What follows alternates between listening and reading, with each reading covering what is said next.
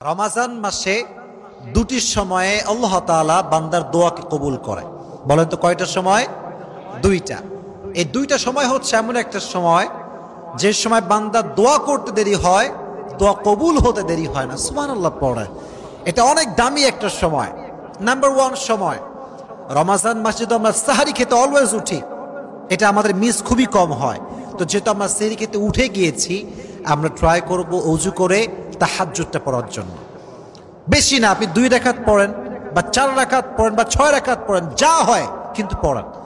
রমাজান মাসে তাহাজ্জুদের যায় নামাজে যখন কেউ চায় রবের কাছে, আল্লাহ এইটা চাই, গাড়ি চাই, বাড়ি চাই, হেদায়াত চাই, এইটা চাই, ওইটা চাই, বান্দা চাইতে দেরি হয়, আল্লাহর কবুল করতে দেরি হয় না। মন খুলে পড়েন সুবহানাল্লাহ।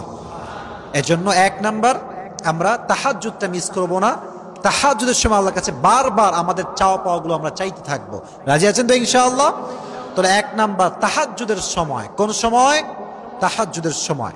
নাম্বার 2, রমজান মাসে দোয়া কবুল হওয়ার শ্রেষ্ঠ সময় হচ্ছে ইফতারির সময়। যখন আপনার সামনে আলুর চপ, বেগুনি, পেঁয়াজি, মুড়ি, ছোলা, বুট সব রাখা আছে, কিন্তু মানুষ খাচ্ছে না, খিদায় শেষ, ক্ষুধার যন্ত্রণা একদম প্রবল হয়ে গিয়েছে, তবুও খাচ্ছে না। কেন? আল্লাহর জন্য খাচ্ছে না। তখন আল্লাহ একটা সফট কর্নার তৈরি হয়, ভালোবাসা তৈরি হয়। আল্লাহ বলে, কিরে খায় না কেন? ফেরেশতা বলে, আল্লাহ তোমার জন্য খাচ্ছে না, তোমার জন্য উপোস আছে, না খেয়ে আছে। তো এটা হচ্ছে একটা মুখ্যম সময়। ইফতারির সামনে রেখে যে বান্দা দোয়া করতে পারে, তার দোয়া আরশে আজিমে গিয়ে নক করে, সুবহানাল্লাহ পড়ায়। এই জন্য কলিজার ভাইয়েরা, ইফতারির সামনে রেখে মোবাইল ফোন নয়, ফেসবুক নয়, হোয়াটসঅ্যাপ নয়, মেসেঞ্জার নয়, জাস্ট মনে মনে জিকির করবেন। আর জাস্ট ইফতারির কিছুক্ষণ পূর্বে 2 হাত তুলে রবের কাছে দোয়া করবেন। রাজি আছেন তো ইনশাআল্লাহ?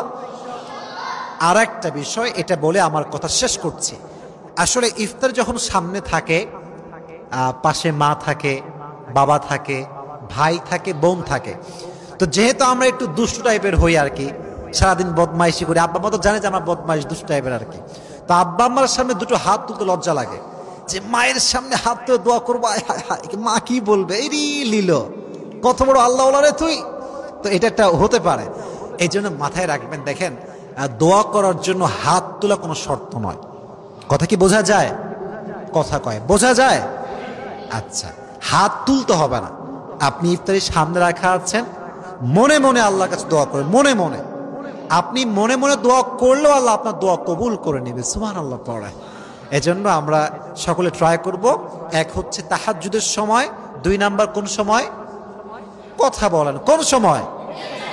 ইফতারের সময়। আল্লাহ সবাইকে এই 2টি সময়ে বেশি বেশি দোয়া করার তৌফিক দান করে, সকলেই পড়েন আমিন।